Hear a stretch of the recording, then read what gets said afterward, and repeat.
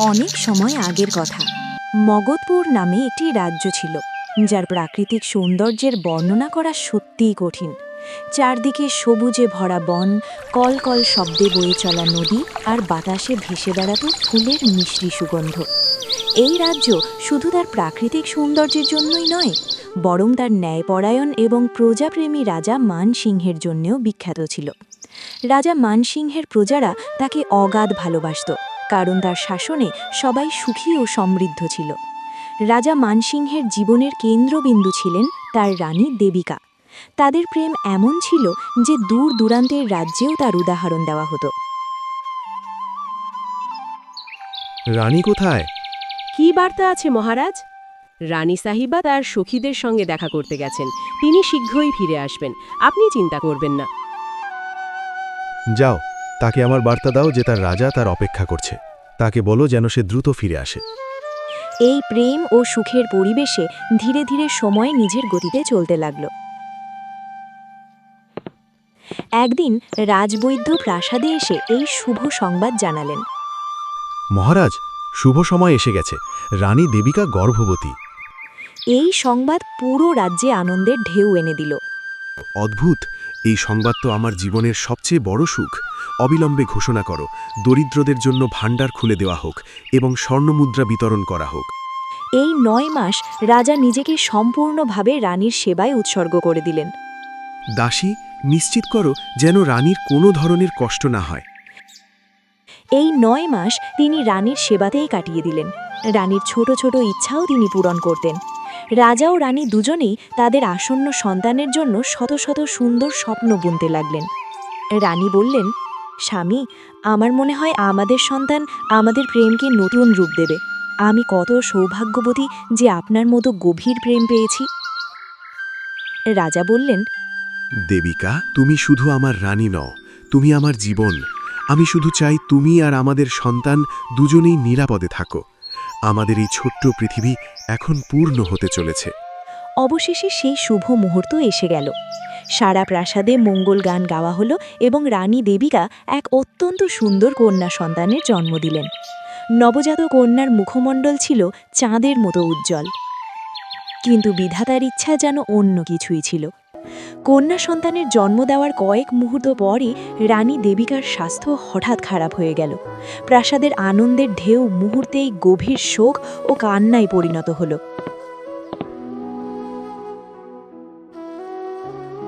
মহারাজ, আমাকে ক্ষমা করুন। আমরা সর্বোচ্চ চেষ্টা করেছি, কিন্তু রানী সাহিবা আর এই পৃথিবীতে নেই। মিথ্যা, এটা মিথ্যা। আমার দেবিকা আমাকে ছেড়ে যেতে পারে না। তুমি কিভাবে বলতে পারো? সে তো সবই মা হয়েছে। আমার পৃথিবী উজাড় হয়ে গেল। আমি তাকে ছাড়া কিভাবে বাঁচব? রাজা মানসিংহের দুঃখ এত গভীর ছিল যে তিনি নিজের বোধবুদ্ধি ও সংযম হারিয়ে ফেললেন। তার প্রেম ধীরে ধীরে তীব্র শোক ও অপরাধ বোধে পরিণত হল। তার মন এই অসহনীয় যন্ত্রণার কারণ খুঁজতে লাগল, আর তার দৃষ্টি গিয়ে পড়ল সেই নবজাত কন্যার উপর। এর কারণেই আমার দেবিকা আজ আমার থেকে দূরে চলে গেছে। এই নির্দোষ নয়, এ আমার প্রিয়তমার হত্যাকারী। এ আমার সব সুখ কেড়ে নিয়েছে। আমি এর মুখ দেখতে চাই না। এই নবজাত কন্যা যে এখনও পৃথিবীর আলো ঠিকমতো চোখে দেখতেও পারেনি, রাজা মানসিংহের ক্রোধ ও ঘৃণার কেন্দ্র হয়ে উঠল। প্রাসাদ এখন তার কাছে এক শূন্য কারাগারের মতো মনে হতে লাগল।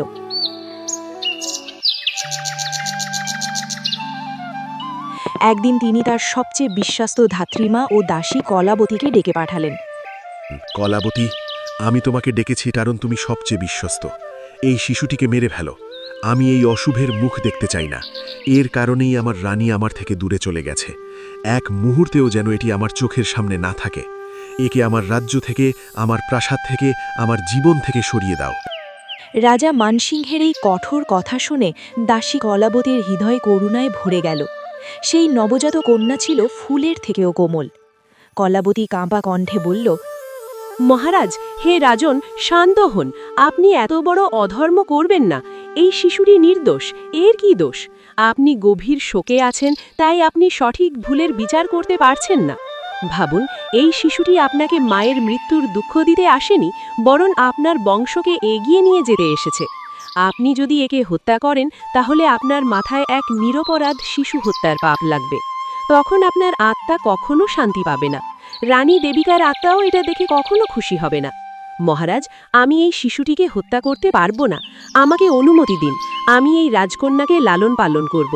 সেই প্রাসাদেই থাকবে, কিন্তু আমি তাকে আপনার চোখের আড়ালে রাখব। আপনি এই শিশুটির জীবনের ওপর এত বড় অন্যায় করবেন না। কলাবতীর এই হৃদয়স্পর্শী কথা ও যুক্তি শুনে রাজা মানসিংহের ক্রোধ কিছুটা শান্ত হল। তিনি অনিচ্ছায় মাথা নাড়লেন। ঠিক আছে কলাবতী, আমি তোমার বিশ্বস্ততার সম্মান করি। তুমি তাকে লালন পালন করো, কিন্তু তাকে আমার চোখের সামনে আনবে না। আর আজ থেকে তার নাম হবে অভাগিনী। সে এই প্রাসাদের জন্য এবং আমার জীবনের জন্য শুধু দুঃখ ও অশুভ নিয়ে এসেছে। রাজা দ্বারা ত্যাগ করা হলেও দাসী কলাবতীর স্নেহে রাজকুমারী অভাগিনীর লালন পালন শুরু হলো। কলাবতী তাকে নিজের মেয়ের মতো করে বড় করলেন। অভাগিনী প্রাসাদেই থাকত, কিন্তু তাকে কোনো রাজকুমারীর মতো সুখ, সুবিধা বা সম্মান দেওয়া হতো না। রাজা মানসিংহ তাকে সম্পূর্ণভাবে ভুলে গিয়েছিলেন। প্রাসাদে তার জীবন ছিল এক দাসীর মেয়ের মতো। ছোটবেলা থেকেই তাকে কঠোর পরিশ্রম করতে শেখানো হয়েছিল। সে দিনভর প্রাসাদের ছোটমোটো কাজ করত।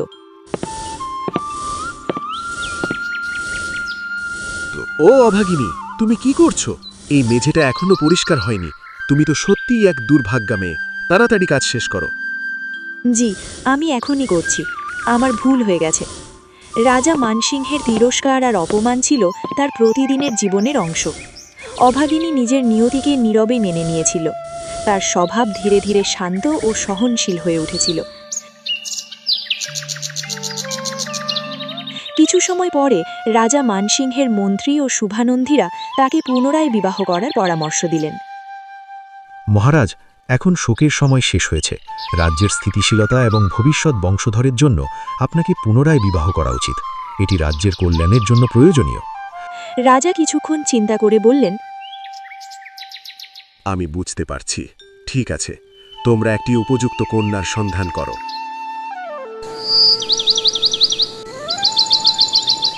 এরপর রাজা নানসিংহের বিবাহ হল প্রতিবেশী এক রাজ্যের অত্যন্ত সুন্দর ও সুশীলা কন্যা সুলক্ষণার সঙ্গে। রানী সুলক্ষণা প্রাসাদে এলেন এবং রাজা ধীরে ধীরে তাকে ভালোবাসতে শুরু করলেন। এর ফলে তিনি রানী দেবিকার স্মৃতি থেকে কিছুটা বেরিয়ে আসতে পারলেন। রানী সুলক্ষণা বললেন, স্বামী, আমি আপনার দুঃখ বুঝতে পারি, কিন্তু এখন আপনাকে আবার নতুন করে জীবনকে আনন্দে ভরপুর করতে হবে। আমি আপনার সুখ দুঃখ সব কিছুতে আপনার সঙ্গে আছি। রাজা বললেন, রানী সুলক্ষণা, তুমি আমার জীবনে নতুন আশা নিয়ে এসেছ। তোমার আগমনে প্রাসাদে আবার আনন্দ ফিরে এসেছে। সময় নিজের গতিতে চলতে লাগল। কিছুদিন পরে রানী সুলক্ষণা একটি কন্যা সন্তানের জন্ম দিলেন। এবার রাজার মানসিংহের আনন্দের সীমা রইল না, কারণ এবার সন্তানের জন্মের পর তার মা সম্পূর্ণ সুস্থ ছিল। রাজা বললেন, এটি সত্যিই আমার জন্য সৌভাগ্য নিয়ে এসেছে। এইবার কোনো অশুভ ঘটেনি। আমার এই প্রিয় কন্যার নাম আজ থেকে সৌভাগ্য হবে। সারা রাজ্যে উৎসবের ঘোষণা করা হলো। এখন প্রাসাদে রাজা মানসিংহের দুই কন্যা বড় হতে লাগল, কিন্তু তাদের জীবনের মধ্যে ছিল আকাশ পাতাল পার্থক্য। সৌভাগ্য ছিল রাজা মানসিংহের প্রিয় কন্যা। সে রাজকীয় আদর যত্নে বড় হতে লাগল। তার জন্য ছিল সুন্দর পোশাক, দামি অলংকার এবং শিক্ষার জন্য যোগ্য গুরু। অন্যদিকে অভাগিনী থাকত পুরনো ও সাধারণ দাসীর পোশাকে। তার জীবন ছিল একেবারে দাসীর মতো। একদিন সৌভাগ্য গর্ব করে বলল, দেখো, পিতাজি আমার জন্যই সোনার হার পাঠিয়েছেন, কত সুন্দর। তারপর সে অভাগিনীকে তাচ্ছিল্যের সুরে বলল, আর তুমি তো দাসীর কাপড়ই পরবে। পিতাজি তো তোমাকে দেখতে পর্যন্ত পছন্দ করেন না। এই কথাগুলো শুনেও অভাগিনী কিছু বলতো না। সে নীরবে সব সহ্য করত। তার জীবনে একমাত্র স্নেহ ও আশ্রয় ছিল দাসী কলাবতী। ধীরে ধীরে অভাগিনীর মন সংসারের প্রতি বিমুখ হয়ে ঈশ্বর ভক্তির দিকে ঝুঁকতে লাগল।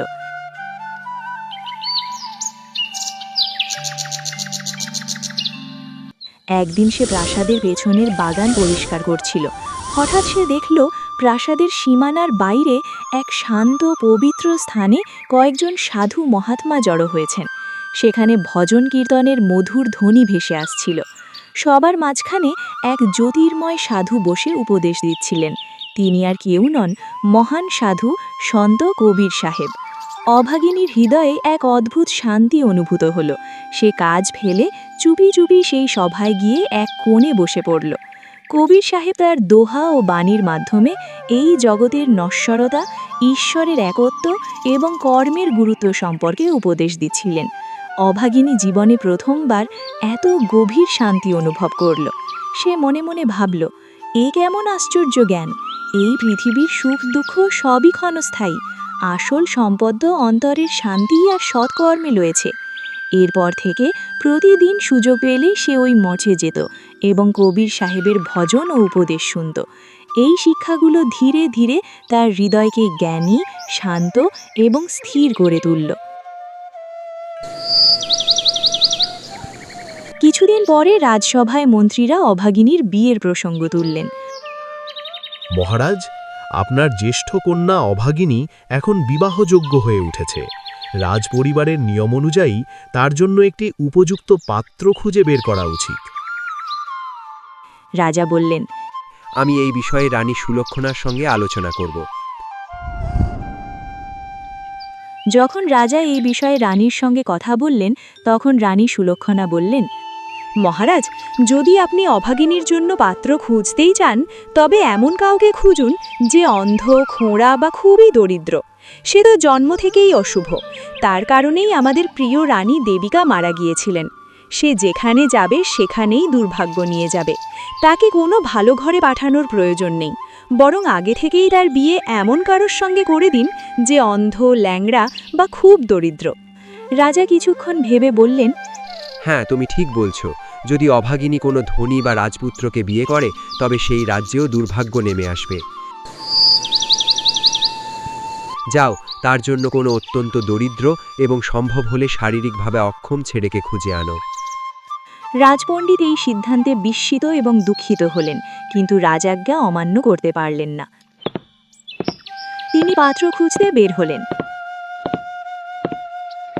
একদিন তিনি একটি ছোট শহরের বাইরে এক ভিখারিনীকে দেখলেন। তার একটি ছেলে ছিল যার নাম দয়ালু। সে জন্ম থেকেই অন্ধ ছিল। মা ছেলে দুজনেই ভিক্ষা করে জীবিকা নির্বাহ করত। পণ্ডিতের মনে হলো, রাজা যেমন চান ঠিক তেমনই একটি পাত্র পাওয়া গেছে। তিনি ভিখারিনীকে বললেন, মা, তুমি কি তোমার ছেলের বিয়ে দিতে চাও? আমি একটি ভালো সম্পর্ক নিয়ে এসেছি। ভিখারিনী অবাক হয়ে বলল, পণ্ডিতজি, আপনি কেমন কথা বলছেন? আমার ছেলে তো অন্ধ, তাকে কে নিজের মেয়ে দেবে? আমরা তো নিজেরাই কষ্টে দিন কাটাই। পণ্ডিত বললেন, শোনো, তোমার ছেলের জন্য কোনো সাধারণ সম্পর্ক নয়। রাজা মান সিংহের মেয়ের সঙ্গে তার বিয়ের প্রস্তাব এসেছে। ভিখারিনী অবাক হয়ে গেল। রাজা মানসিংহের মেয়ে? পণ্ডিত বললেন, হ্যাঁ, যদি এই বিয়ে হয় তবে তোমাদের ভাগ্য বদলে যাবে। ভিখারিনী সঙ্গে সঙ্গে রাজি হয়ে গেল।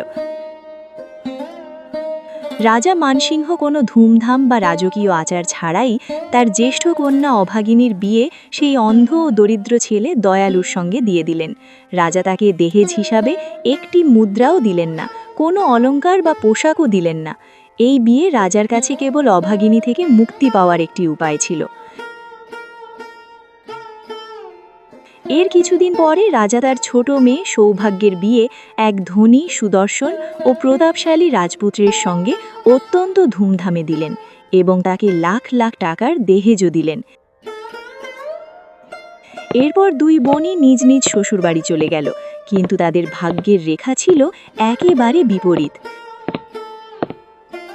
যখন অভাগিনী তার শ্বশুরবাড়ি পৌঁছল, তখন সে দেখল একটি ছোট শহরের ভাঙাচোরা কুঁড়ে ঘর। চারিদিকে ছিল দারিদ্র্য। ঘরে পর্যাপ্ত খাবার ছিল না, থাকারও কোনো ভালো ব্যবস্থা ছিল না। তার স্বামী ও শাশুড়ি ভিক্ষা করে জীবনযাপন করত। অভাগিনী নিজের মনকে শান্ত রাখল এবং এই নতুন পরিস্থিতিকেও নিজের কর্মফল হিসাবে মেনে নিল। সে বলল, মা, ঘরে তো খাওয়ার কিছু নেই। আমার মা কলাবতী আমাকে বিদায়ের সময় কিছু শুকনো চাল দিয়েছিলেন, আমি সেগুলো রান্না করে দিচ্ছি। শাশুড়ি বললেন, ঠিক আছে মেয়ে, এখন যা আছে তাই দিয়ে কাজ চালাতে হবে।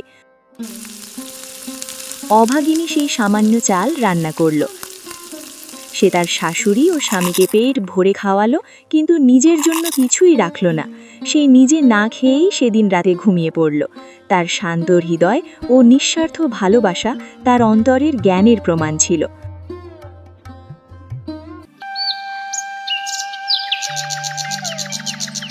পরের দিন তার স্বামী ও শাশুড়ি ভিক্ষা করতে বেরিয়ে গেলেন। অভাগিনী ঘর পরিষ্কার করল এবং দুপুর পর্যন্ত তাদের অপেক্ষা করল। পরে সে বলল, মা, আপনারা ভিক্ষা করে যা আনেন তা দিয়ে আমাদের ঠিক মতো চলে না। এইভাবে চললে একদিন আমরা না খেয়ে মারা যাব। আপনি যদি অনুমতি দেন তবে আমিও কোনো কাজ করব। আমি এই বাড়িকে দারিদ্র্য থেকে বের করে আনতে চাই। শাশুড়ি অবাক হয়ে বললেন, বৌমা, তুমি তো এক রাজকুমারী, তুমি এসব কঠিন কাজ কিভাবে করবে? অভাগিনী শান্তভাবে বলল, হ্যাঁ, কষ্ট হবে, কিন্তু আমি পারবো, কারণ বাবার প্রাসাদেও আমি সব সময় কাজই করেছি। আমার জীবন কখনোই রাজকুমারীর মতো ছিল না। আপনারা যদি দারিদ্র্যের মধ্যে জীবন কাটান তবে আমিও সেই দারিদ্র্যের মধ্যে পরিশ্রম করে নতুন জীবন আনব। শাশুড়ি আবেগে বললেন, বৌমা, তুমি এত গুণবতী, এত সুন্দর, এত বিনয়ী। আমি বুঝতে পারি না তোমার বাবা তোমার বিয়ে আমার মতো দরিদ্র পরিবারের সঙ্গে কিভাবে দিলেন। তিনি সত্যিই বড় নিষ্ঠুর।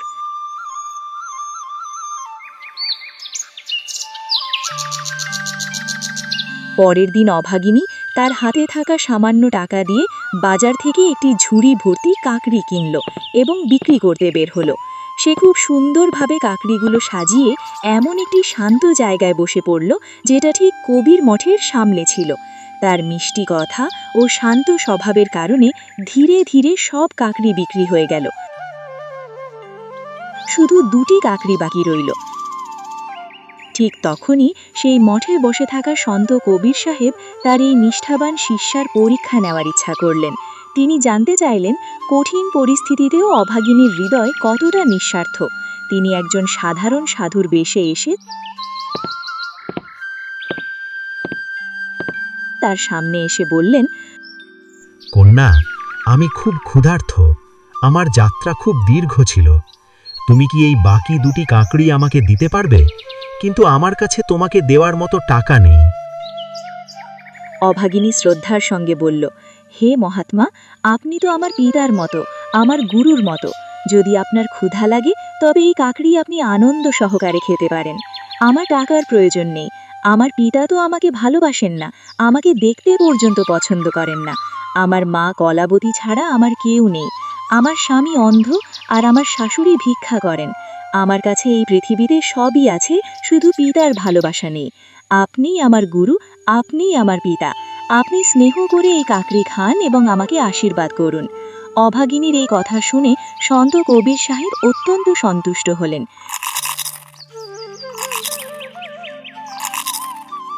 কাকড়ি খাওয়ার পর তিনি নিজের প্রকৃত রূপে প্রকাশ পেয়ে বললেন, কন্যা, তুমি তোমার স্বামী ও শাশুড়িকে আমার কাছে নিয়ে এসো। তাদের দীক্ষা দাও এবং ঈশ্বরের ভক্তি করো। এই জগতের ভৌতিক সুখে কিছুই নেই।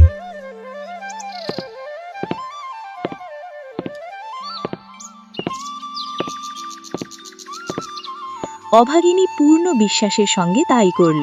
সে তার স্বামী ও শাশুড়িকে কবির সাহেবের কাছে নিয়ে গেল এবং তিনজনেই তার কাছ থেকে দীক্ষা নিল। এরপর তারা ভক্তি ও সেবার জীবন শুরু করল। কিছুদিন পরে সন্ত কবির সাহেবের এক আশ্চর্য অলৌকিক ঘটনা ঘটল।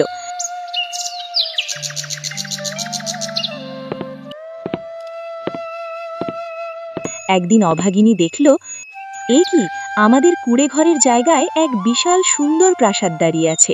এটি তো যেন স্বর্গের মতো।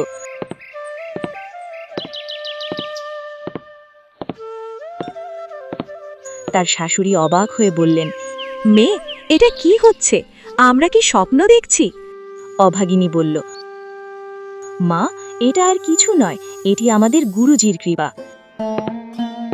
ঠিক তখনই তার স্বামী দয়ালু সেখানে এলো, কিন্তু এবার সে আগের মতো ছিল না। তার চোখে আলো ছিল। সে আনন্দে বলল, দেখো আমার চোখ ফিরে এসেছে, আমি দেখতে পাচ্ছি। এই দৃশ্য দেখে অভাগিনী আনন্দে কেঁদে পড়ল। সে হৃদয় থেকে বারবার সন্ত কবির সাহেবকে ধন্যবাদ জানাতে লাগল। এই রকম আরও ভিডিও দেখার জন্য এই চ্যানেলটিকে অবশ্যই সাবস্ক্রাইব করো আর ভিডিওটিতে লাইক করে কমেন্টে জানাও তোমরা কোথা থেকে ভিডিওটি দেখছো। দেখা হবে পরবর্তী ভিডিওতে।